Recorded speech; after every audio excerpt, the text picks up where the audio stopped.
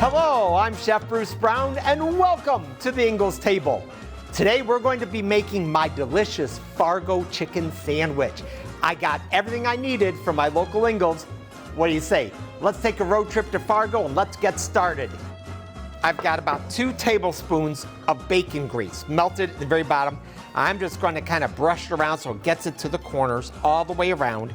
We're going to start with a layer of 2 cups of slivered red onions.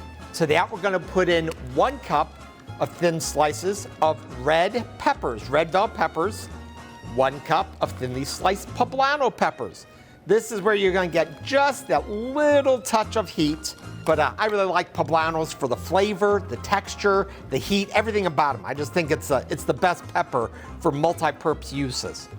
And 2 tablespoons of garlic minced up. This is probably a little bit too much, but that's all right.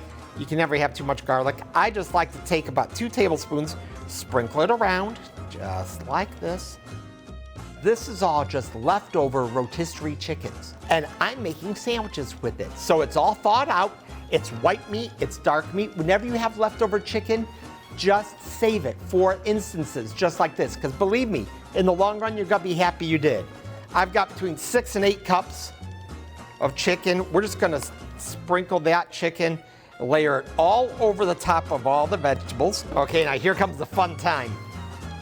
A little bit of lime juice, about a 1/4 cup of lime juice. I just like to drizzle it back and forth. Tequila. Get yourself a cheap bottle of tequila. Believe it or not, in my opinion, there's drinking tequila and there's cooking tequila. I like using cheap bottles of tequila, inexpensive, and I keep it in the cupboard just for uses just like this. So we're just going to drizzle the tequila over top. What's it gonna hurt? Now, on top of that, 8 ounces of cream cheese.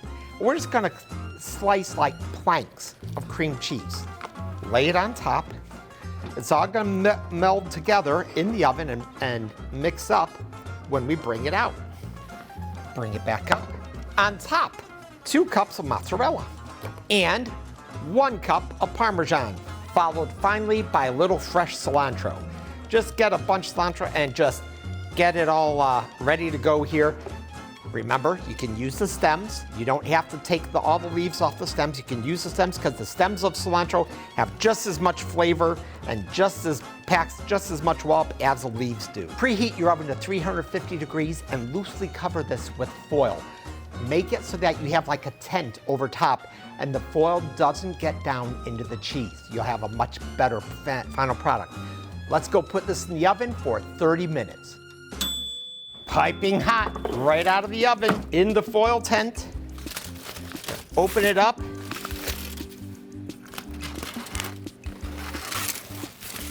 Look at that. The cheese is melted. You can see the Parmesan on top. Smells like heaven. Now, here's the key.